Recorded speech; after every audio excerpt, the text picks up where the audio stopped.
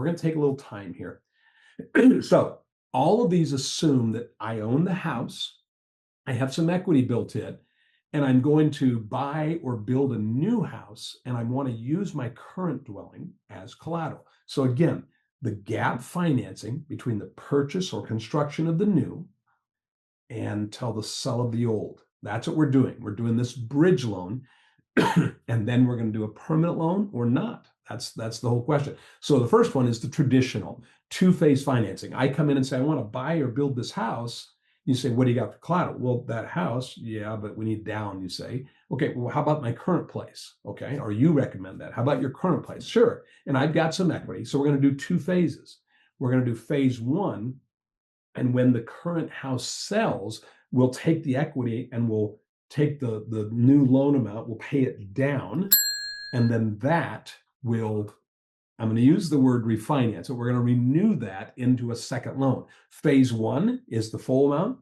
Phase two is the less the equity from the bridge loan or the sale of the current home, excuse me.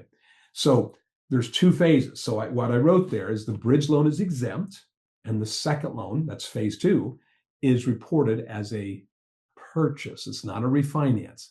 Temporary followed by permanent is the purchase, is what they're doing here. So that's the traditional one. You probably see those the most.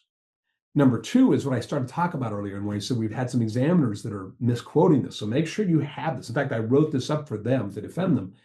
Simultaneous closing. What we're saying is we're doing an 80% financing, and simultaneously we're closing on an in-house loan that is for the down payment, if you will. And the idea is when their house sells, it will pay this thing off. That's the intentions. So we have a permanent loan, definitely reportable. We have a short-term loan that is to purchase as well. It might be a subordinate lien. It might be a first lien on their old house or current house. But that loan is to purchase this new one. So it's dwelling secured to purchase. Now you go, well, isn't that a bridge loan? Yeah, but it's not going to be replaced by anything. So it's not temporary, it's short term. And that's right back a couple pages on page, it's on the purchase part. That's why I'm not going back far enough. It's not in the temporary phase. It's on page 13, I believe. Let's try again. It is on page 11. So see page 11, number 4, the piggyback loans. That's what I'm talking about. Page 11 and number 4 is piggyback loans.